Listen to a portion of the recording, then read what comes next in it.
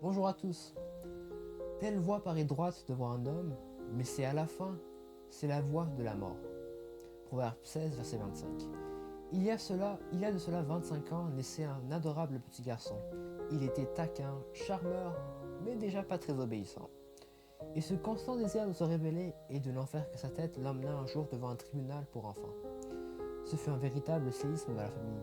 Mais cela n'était que la conséquence des mauvaises fréquentations et de descente aux enfers dues à l'alcool et à la prise de cannabis. Que pouvaient bien faire ses parents, surtout sa mère, pour endiguer cette chute libre qui s'annonçait de plus en plus dangereuse, voire même mortelle? Sa mère, n'ayant jamais connu ce genre de situation, ne voyait pas au début comment aider son fils.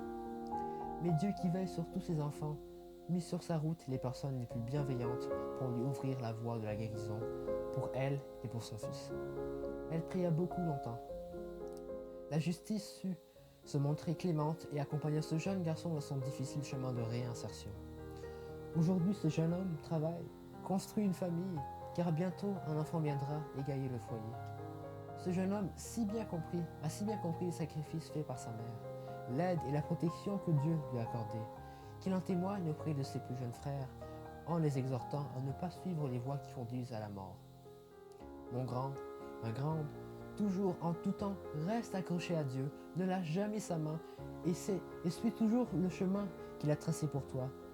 Ce ne sera pas toujours facile, mais n'oublie pas, la souffrance est le levier de la grâce de Dieu dans nos vies. Alors, persévère et comme le jeune homme de l'histoire, tu y arriveras. Merci Seigneur de nous éloigner de la voie de la mort.